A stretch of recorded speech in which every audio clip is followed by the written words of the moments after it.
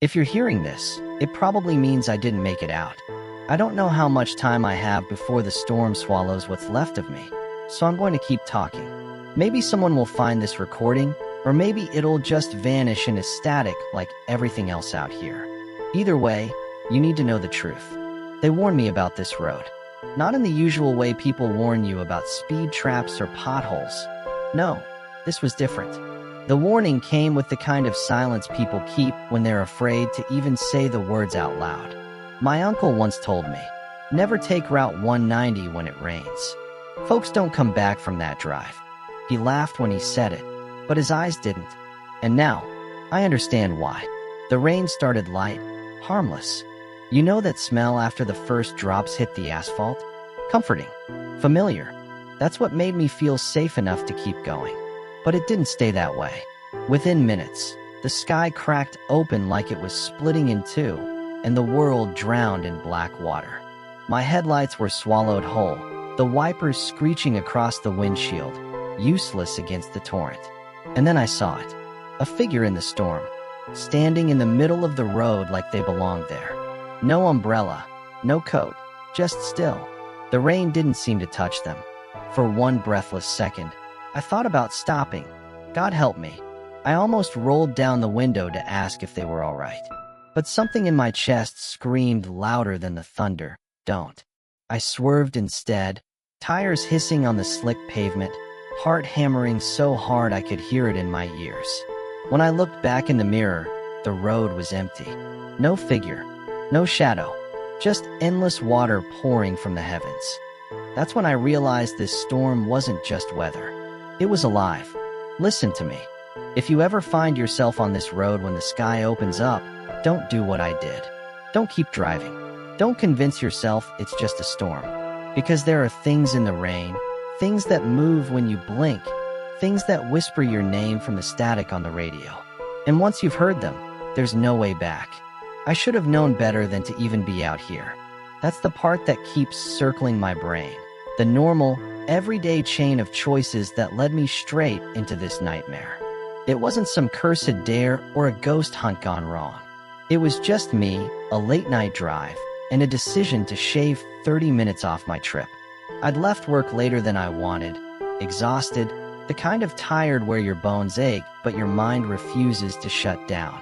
The city lights fell away behind me, and for the first hour, it was peaceful. My playlist filled the car, the kind of songs that keep you awake without feeling like a caffeine overdose. The bag of chips on the passenger seat was already half empty, and the energy drink sweating in the cup holder promised to keep me alert until home. It should have been routine. Highway, exit, shortcut, done. That's what the GPS suggested, anyway. Fastest route, glowing in smug green letters. I didn't question it. Why would I?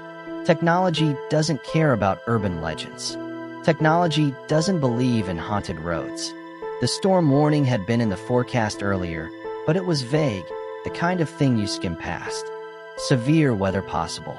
That phrase covers everything from a drizzle to a tornado, but I told myself it would be fine. Just water, right? I'd driven through storms before. Everyone has. The first drops tapped against the windshield like fingers testing the glass. I turned the music up a little, tapping the steering wheel, pretending not to notice the way the clouds swallowed the moon hole. The world grew dim, shadows stretching across the road. For a moment, it was almost beautiful. I remember thinking about my uncle then. His warning, Route 190. I hadn't planned on taking that road specifically. It just showed up on the GPS as a faster option. I told myself it was just a coincidence, a meaningless overlap of superstition and convenience. My uncle was old, paranoid, the kind of man who still believed in chain letters and carried salt in his pockets, just in case. But when the rain picked up, slamming down in sheets, I couldn't ignore the echo of his words. Never take that road when it rains. The steering wheel vibrated under my hands as the wind gusted harder, and I leaned forward, squinting through the blur of water and headlights. My wipers thrashed like they were fighting for their lives, and still, The road disappeared beneath a curtain of liquid black. And yet, I kept going. Because that's what you do in the ordinary world, right? You rationalize. You convince yourself there's nothing to be afraid of, that storms are just storms and roads are just roads. You don't stop to think you've stepped into something else entirely. If I'd turned around then, if I'd taken the exit a mile back, I wouldn't be here, whispering warnings into the dark. But hindsight doesn't save anyone. The truth is, it felt safer to keep moving. Stopping meant facing the thought that maybe, just maybe, the stories weren't just stories. And I wasn't ready to believe that. Not yet. So I tightened my grip on the wheel, pressed the accelerator just a little harder, and let the storm close in around me. It started small, the way most horrors do. Something you could brush off if you wanted to. Something you could call coincidence or bad luck until there were too many pieces stacked together, making denial impossible. The first thing was the radio. 1 second, it was cycling through songs I'd heard 1,000 times before, voices I could sing along to. The next, silence. Then, a hiss, low and sharp, filling the car like 1,000 bees trapped in a jar. I jabbed the button, thinking maybe the storm knocked out the station. But no matter what I pressed, the static clung, shifting like it was alive. Somewhere in the hiss, I could almost hear words, syllables too faint to catch, as if someone were whispering right against my ear. I turned it off. Dead silence was better. But even in the quiet, the storm didn't sound right. The rain wasn't just falling. It was pounding in a rhythm, like fists hammering on the roof, like someone demanding to be let in. The second thing was the GPS. The bright little map, my lifeline, suddenly flickered. The arrow spun once, twice, before freezing in place. The road on the screen stretched into a single looping line. No exits, no intersections, just an endless strip of gray. When the voice came back, it didn't sound like the chipper guide I knew. It was slower, distorted. Continue straight. My throat went dry. Straight? For how long? The map gave me no answer. I told myself I was tired. That electronics glitch in storms. But then the third thing happened, and I couldn't explain it away. My headlights hit something up ahead, metal. A car. Relief shot through me at first. Another traveler, someone else caught in the downpour. Maybe I wasn't alone on this cursed road. I slowed, squinting through the rain. The car was empty. Its driver's side door hung open, swinging in the wind. The seats were soaked, rain pooling on the dashboard. The engine was still running, a low rumble that sent chills crawling up my spine. No footprints, no sign of a struggle. Just abandoned in the middle of the lane like the person had vanished into thin air. I swerved around it, my tires skidding on the slick pavement. When I looked into the rearview mirror, the car was gone. Not faded into the storm. Gone. One heartbeat it was there. The next the road was clear, nothing but the reflection of my own red taillights on the wet asphalt. That was when the figure appeared. It wasn't the same as before. The first time, I'd seen someone from a distance, blurred by the storm. This time, it was close, too close. A man, or at least, something wearing the shape of a man, stood by the guardrail, his clothes plastered to his body, his head tilted at an unnatural angle. His mouth moved, forming words I couldn't hear over the roar of the rain. I should have kept driving. I should have pressed the gas and flown past without a second thought. But I slowed, against every instinct. Curiosity, fear, maybe guilt, I don't know. The figure raised his hand, pointing down the road with a trembling finger. I cracked the window just an inch, rain lashing my face, and that was when I caught the words. Turn back. My whole body froze. His voice wasn't just hoarse, it was layered, like 3 different people were speaking at once. I slammed the window shut and stomped the accelerator. Tires squealed, water spraying out behind me. I didn't look in the mirror this time. I couldn't. Every part of me screamed to turn around, to find the nearest exit, to ignore the lying GPS and escape before it was too late. But something heavier pinned me to the wheel. A thought I couldn't shake. What if this is the only way out? The storm thickened, closing in until the world outside my windshield dissolved into an endless curtain of black water. My wipers scraped in vain, useless against the flood. And underneath it all, I swear I heard it again, the whisper in the static, clearer now. My name. The road was no longer a road. It was a tunnel of water and darkness, stretching into infinity. Every second behind the wheel felt like driving deeper into something that wasn't supposed to exist, a place cut loose from the map of the world. The storm didn't just surround me. It pressed against me, alive, crushing.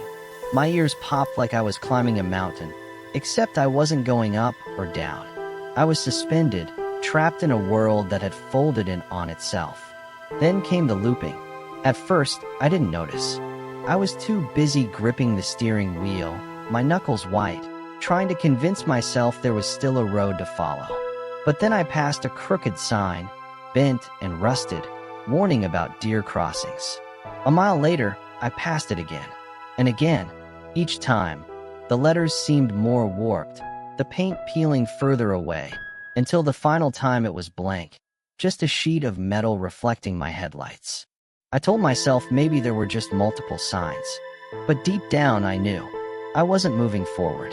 The storm had coiled around me like a snake, and I was circling inside its gut. That's when I saw the others. Dim headlights flickered in the distance, bobbing in and out of the rain like fireflies in a swamp. Relief hit me hard, like oxygen after drowning. Other drivers. Survivors. I leaned forward, squinting, honking my horn. The beams swayed closer, weaving across the road as if they'd heard me. I slowed when I reached them. There were 3 cars pulled onto the shoulder, engines still running, doors closed, windshield wipers slapping in eerie unison. The drivers were still inside. At least, I thought they were. I rolled past the first car, glancing through the glass. A man sat rigid in the driver's seat, both hands on the wheel, staring straight ahead. His eyes were wide open, unblinking, pupils blown so large they looked like black marbles. I honked, waved, shouted, no reaction. The second car held a woman, her head tilted back against the headrest, mouth open as though she were screaming. But no sound came out. Her lips moved slowly, forming words swallowed by the storm. By the third car, my hands were shaking. Inside, 2 kids huddled in the back seat, their faces pale and wet with tears. They looked right at me. For a heartbeat, I almost slammed the brakes, threw my door open, and ran to them. But then, in perfect synchronization, they lifted their hands and waved. Their smiles were too wide, too sharp. I hit the gas. The storm swallowed their lights behind me, but not their faces. Those stuck with me, etched into my brain. The further I drove, the more the world around me unraveled. Trees along the roadside twisted like they were writhing in pain, their branches clawing at the air. Shadows moved between them, tall and thin, slipping closer each time my headlights flickered. I thought about stopping, but I couldn't make myself do it. Moving forward felt like the only choice, even if forward didn't exist anymore. The radio, which I'd left off, crackled to life on its own. The static wasn't just noise anymore, it had shape. Voices layered over each other, some laughing, some crying, some chanting words I didn't recognize. But threaded through all of it, I heard something that turned my blood to ice. My own voice. "Keep going," it whispered. I slammed the dial off, but the echo lingered in my head. Somewhere along the loop, the storm thinned just enough for me to see another figure in the distance. This one crouched on the road itself, like an animal gnawing at something. My stomach turned when my headlights caught it clearly. It wasn't gnawing. It was drinking. A pool of water had gathered in a crack on the asphalt, and the figure bent over it, slurping it down like it was starving. When it heard my car, it lifted its head. The water didn't drip from its mouth. It poured, like a faucet left open, spilling endlessly onto the pavement. Its eyes locked onto mine. I swerved hard, heart battering my ribs, and the tires screamed against the slick road. When I looked back, there was nothing there. I don't know how long I drove like that, circling, haunted by shadows that grew closer with every loop. My sense of time unraveled. Minutes bled into hours, or maybe it was only seconds. I couldn't tell anymore. The storm had swallowed the clock. But then, through the chaos, I saw it. A flicker of yellow light ahead. A gas station sign. I almost cried. A place of shelter, solid ground. Something that wasn't storm and shadows and empty cars. I pressed harder on the accelerator, hope clawing its way into me for the first time since this nightmare began. But the closer I got, the more wrong it looked. The station was half sunken into the asphalt, its pumps tilted at impossible angles. The lights buzzed and stuttered, glowing too bright, like dying stars on the verge of collapse. And through the windows, I swore I saw figures, dozens of them, standing still in the fluorescent glow, all staring out, waiting. I slowed, my hand hovering over the turn signal, torn between desperate hope and the gnawing certainty that whatever waited inside was worse than the storm outside. That was when I noticed the sign hanging beneath the flickering logo. It didn't list gas prices. It listed rules. The sign shouldn't have been there. Gas stations advertise numbers, discounts, maybe a 2-for-1 energy drink deal, not warnings. But under the flickering yellow light, the words were clear, printed in faded red paint like they'd been scrawled in blood years ago and left to dry. Rules for the road. Do not stop for anyone. Do not roll down your windows. Do not look in the mirrors after midnight. If you see the gas station, keep driving. If you hear your name, do not answer. I read them 3 times, each line sinking into me like nails. The 4th rule, the one about the gas station, hit hardest. My headlights bathed its warped windows, and I realized I'd already broken it just by pulling close enough to read the damn thing. A shape moved behind the glass. My stomach lurched. I slammed my foot back on the gas, skidding across the wet pavement until the station blurred into the storm again. My chest heaved, heart stuttering against my ribs. Rules. Someone had been here before me, long enough to learn how this place worked, long enough to leave instructions, which meant others had survived, at least for a while. The thought gave me hope. But hope, out here, was a dangerous thing. The road stretched again, swallowing the gas station whole, until it was just me and the rain. The rules looped in my head, over and over, as if repeating them would anchor me. Don't stop. Don't roll the window. Don't check the mirrors. Don't answer the voices. But the storm had its own rules, and it didn't like competition. The static on the radio clicked back alive. This time, it wasn't whispers.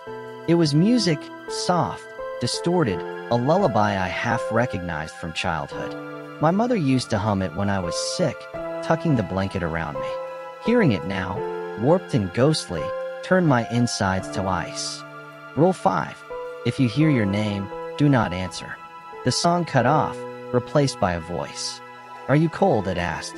I gritted my teeth, staring at the road, refusing to acknowledge it. Do you remember the blanket?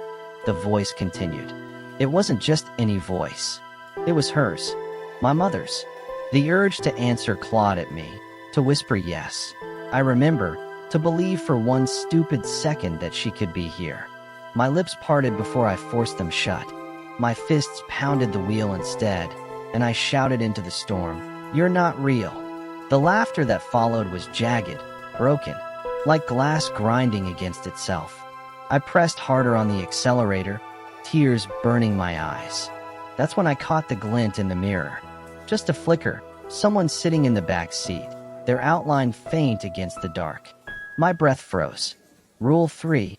Do not look in the mirrors after midnight. I hadn't checked the time. Had it already passed midnight? My phone was dead, the dashboard clock blank, leaving me in the dark. The figure leaned forward, close enough I felt breath against my ear. You should have turned back. I didn't dare look again. I locked my eyes on the road, knuckles widening, every muscle in my body trembling. The storm thickened, but the rules gave me focus. I clung to them like a lifeline. They weren't just words. They were a map, a way to navigate the chaos. Whoever wrote them had been trying to save people like me. The looping road bent again, And through the downpour, I spotted another sign ahead. A different one, this time nailed crookedly into a tree. I slowed just enough to catch the words as my headlights swept across it. Breaking the rules means joining US. The figure in the mirror chuckled. The storm let me go, or at least it pretended to. I'm driving under a sky that looks normal, breathing air that isn't thick with voices, but I know better. I keep checking the mirrors, even though I shouldn't. I keep expecting to see them there, waiting. Sometimes I swear I do. That's why I'm telling you this. Because one day, maybe tonight, you'll find yourself on Route 190 during a storm. You'll think it's just weather. You'll think you're strong enough, careful enough, smart enough. That's how it starts. The road doesn't care about you. It doesn't care about rules or warnings or how badly you want to make it home. It feeds. That's all it does. And once it's tasted you, you belong to it. If you remember anything from me, remember the rules. Don't stop for anyone. Don't roll down the windows. Don't look in the mirrors. Don't answer your name. If you see the gas station, keep driving. Most importantly, if you think you've escaped, don't trust it. Because the road is patient. It doesn't need to chase you. It waits. It's probably waiting right now, just beyond your headlights. So take this as my confession, my warning, maybe my goodbye. If I disappear, if you never hear from me again, don't bother looking. The storm doesn't give back what it takes. And if you hear a voice on the radio that sounds like mine, don't answer. The asphalt ahead rippled like water. My wheels hit it, and for one heart-stopping second, the car floated, skidding across liquid instead of solid ground. I felt the pull beneath, something vast and serpentine trying to drag me under. My vision blurred with lightning as shapes coiled just beneath the surface, their bodies brushing against my tires. Not yet, I hissed through clenched teeth. I jerked the wheel, spinning out of the ripple, tires catching again on solid pavement. The car fishtailed, nearly tipping, but I righted it with a desperate twist. My arms shook, sweat and rain soaking me, as if the storm had seeped through the windshield. That's when I saw it. Far ahead, through the haze, a break. The faintest glow of dawn bleeding through the storm. A horizon. An exit. Hope slammed into me so hard it hurt. My foot pressed to the floor. The storm shrieked around me, the figures closing in from the trees, their long arms stretching toward the road. They moved faster now, keeping pace, slamming against the invisible barrier of the asphalt. The glow grew brighter. I could almost feel the air thinning, the storm weakening. The voices rose into a furious chorus, words overlapping, demanding I turn back. But I didn't. I wouldn't. I burst through the last wall of rain, straight into silence. The storm was gone. The road stretched behind me, black and harmless, the sky ahead painted in gray dawn. My body sagged against the seat, trembling with disbelief. I'd made it out. But then, faintly, from the dead radio, my own voice whispered back at me. You never left. If you're hearing this, it means I bought myself a little more time. Not freedom. Don't mistake this for victory. Just time. Enough to warn you. The houses blurred past. The figures in the windows swayed, tilting their heads in eerie unison as I passed. The storm above didn't break, but the chanting was inside me now, worming into my chest. When the last house faded into blackness again, the radio cut to silence. That's when I realized the truth. This wasn't a storm. Not really. It was a net. A trap cast across the world, catching anyone unlucky or foolish enough to enter. The road wasn't cursed, it was hungry. And every car that drove it was another meal. The rules weren't warnings. They were conditions. Guidelines for how long you might last before the road took you. And the voices? The figures? The survivors? They weren't trying to scare me. They were trying to welcome me home. I couldn't let it end like this. Not swallowed by a storm. Not broken down into another faceless shadow staring from the trees. The town's whispers still clung to me, urging me to give in, to accept my place in their cycle. But something raw, animal, inside me refused. I slammed my foot on the gas. The tires shrieked against wet asphalt, and the car leapt forward. The storm pressed harder, like it sensed my rebellion, walls of rain hammering so thick I could barely see a car length ahead. I didn't care. Speed was the only thing I had left. The road bent sharply, almost folding in on itself, but I held the wheel steady. My vision tunneled, just headlights cutting a thin ribbon through endless dark. My chest heaved with every breath, and I screamed into the storm, "I'm not yours." The chanting voices answered, louder, mocking. The road looped again, spitting me past the same crooked deer sign, the same warped trees. I didn't slow. I pushed harder, the speedometer needle trembling near red. That's when the storm fought back. I drove faster. The chanting voices grew louder, weaving around the roar of the storm until they were all I could hear. Words that didn't belong in my mouth slid across my brain, pressing against my teeth, begging to be spoken. I bit my tongue, hard, blood flooding my mouth just to anchor myself. Then, up ahead, I saw something impossible. Buildings. A whole town, rising out of the rain. Houses with sagging porches. A church with a leaning steeple.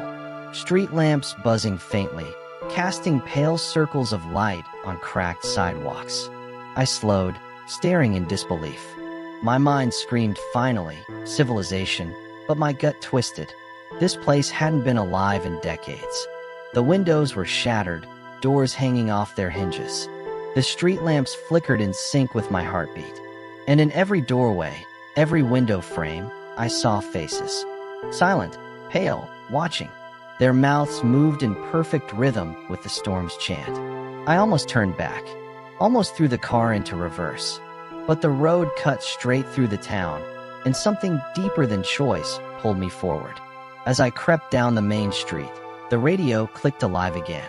This time it wasn't static. It was a broadcast. A man's voice, calm, practiced, the kind you'd hear on late-night AM stations. "Welcome, traveler. If you've come this far, you already know the rules. But rules are not protection. They're ritual. The road feeds, and rituals keep it fed." My blood went cold. The voice continued, smooth and steady. "You've seen the shadows. The ones waiting in the trees. They are not ghosts. They are not demons. They are us. Survivors. Broken by the road until we became part of it. And you will join us too." I gripped the wheel until my hands hurt. "No," I muttered. "I won't." The voice laughed, warm and friendly. "They all say that." The headlights flickered, and for a heartbeat the road ahead wasn't asphalt.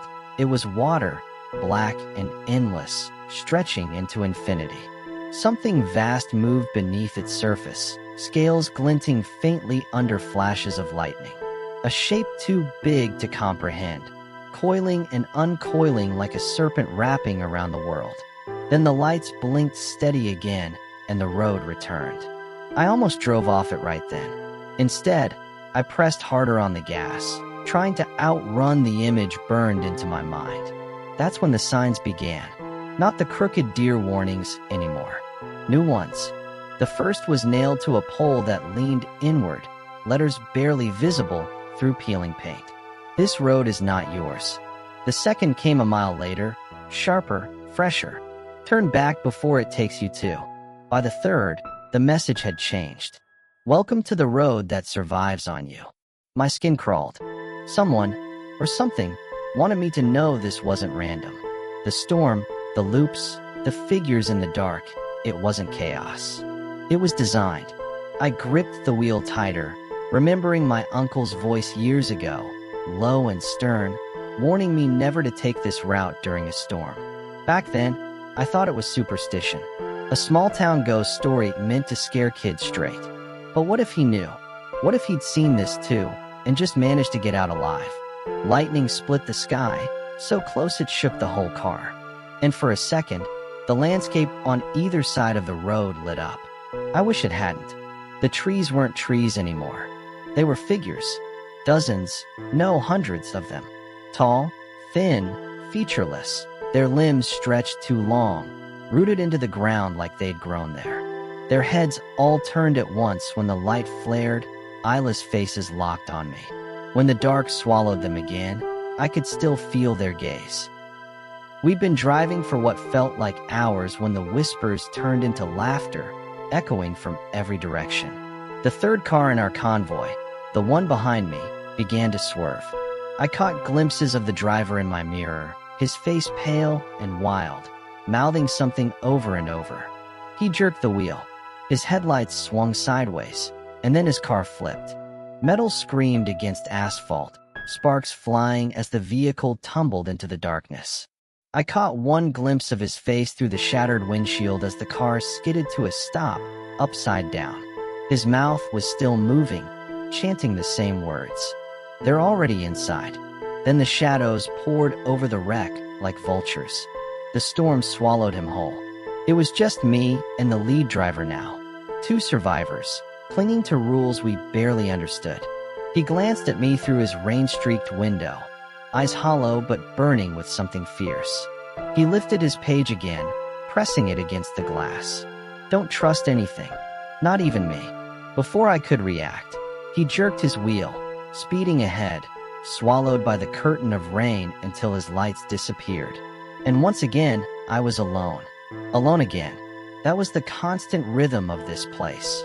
Flashes of hope, yanked away like bait on a hook. I clung to the wheel, the storm gnawing at my sanity. And for the first time since the rules, I wondered if escape was even possible. The road stretched endlessly, a black ribbon carved into nothingness. But something had changed. The storm wasn't just hammering rain anymore. It was whispering. The voices weren't scattered and incoherent like before. They were chanting in unison. Low, steady, almost like a prayer. The words became clearer as I drove, though they weren't in any language I should have recognized. Still, some part of me understood. A rhythm that wasn't made for human tongues, yet settled into my brain like it had been waiting there all along. It was calling me deeper. The second car carried a woman, maybe in her 30s. She leaned halfway out her window when I drew close, screaming over the storm. "Don't stop. No matter what." Her voice cracked, ragged, desperate. I nodded again, swallowing the lump in my throat. We drove like that, 4 cars in a shaky convoy, through the endless black tunnel of storm. Each mile felt heavier, but with others around me, I believed we could muscle through it. Then the voices came back. Not from the radio this time. From outside. The storm itself was whispering, dozens of voices all at once, swirling in the rain like it was carrying the words on its current. "Pull over. Just rest. It's easier if you rest. Your family's waiting. Just stop and see them." My hands tightened on the wheel. I didn't answer. Rule 5. The car ahead of me, the woman's car, slowed suddenly. She was shaking her head, slapping her temple, screaming something I couldn't hear. Her brake lights flared, glowing red through the downpour. "No, no, don't stop," I whispered. But she did. Her car jerked onto the shoulder, skidding sideways before settling against the guardrail. She flung her door open, stumbling into the rain. I caught a glimpse of her face in my headlights, eyes glazed, mouth slack, like she was in a trance. She staggered toward the shadows by the trees. "Don't look," the man in the lead car screamed, his voice cracking through the storm. But I did. I saw them waiting for her. Tall, thin shapes, darker than the storm itself. They reached out with long arms, wrapping around her, pulling her into the trees. Her scream cut through the night, sharp and short, before vanishing into silence. The lead driver slammed his fist against his steering wheel, his whole body jerking with rage. His car swerved, but kept moving. The second survivor was worse. I screamed, slamming my hand against the glass without daring to look. "Get out." And just like that, the weight in the back seat vanished. The rain didn't ease, the storm didn't weaken, but for the first time since entering this nightmare, I felt like I'd passed some kind of test. The rules weren't just warnings, they were boundaries. If I followed them, maybe I stood a chance. But a darker thought followed, one I couldn't shake. Rules only exist because someone, or something, wants them enforced. For a while, the road was empty again. Just me, the storm, and the echo of those rules. I thought maybe I'd shaken it all off. that if I kept repeating the words in my head like a prayer, I'd come out the other side. But then I saw lights ahead. Not the warped glow of the gas station this time. Headlights. Flickering. Weaving. I slowed as I approached, heart hammering, until the shapes of 3 cars came into view. Not the frozen, mannequin-filled husks I'd seen before. These ones were alive. Engines rumbling, wipers slashing, drivers moving. For the first time since this nightmare began, I wasn't alone. I pulled up alongside the lead car, rolling close enough that I could see the driver's face lit by the pale glow of his dashboard. He was middle-aged, soaked in sweat, his eyes darting in every direction. When he saw me, his lips moved fast, frantic, but I couldn't hear him through the storm. He jabbed his finger at the passenger seat, holding up a sheet of paper against the window. The words were scrawled in shaky handwriting. "You saw the rules too?" I nodded hard, adrenaline pumping. His eyes widened with relief. He scribbled more, slapping the page against the glass. "Stay with US. Don't fall behind." I flashed my headlights in response, then pulled in line with them. For the first time, I felt like I wasn't driving blind. Maybe, together, we stood a chance.